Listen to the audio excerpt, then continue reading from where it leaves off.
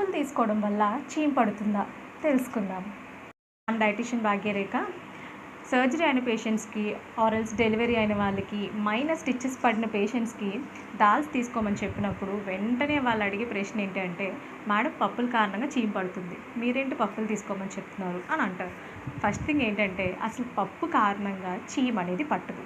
పప్పులో protein, fibre, vitamins, minerals ఇవన్నీ ఉంటాయి. అందులో ముఖ్యంగా ఉండే ప్రోటీన్ కారణంగా మీకు గాయాలు తొందరగా మానుతాయి అండ్ మీ సెల్స్ అనేవి రీజనరేట్ అవ్వడానికి హెల్ప్ అవుతుంది. ఆల్రెడీ సర్జరీ అయిన పేషెంట్స్కి ఆ వీక్నెస్ అనేది ఉంటుంది.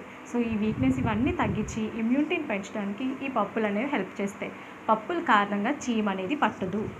బ్యాక్టీరియా అనే సూక్ష్మజీవి కారణంగా లేదా ఇతర మైక్రో ఆర్గానిజమ్స్ కారణంగా మాత్రమే ఈ చీము అంటే పస్ ఫార్మేషన్ అనేది ఉంటుంది.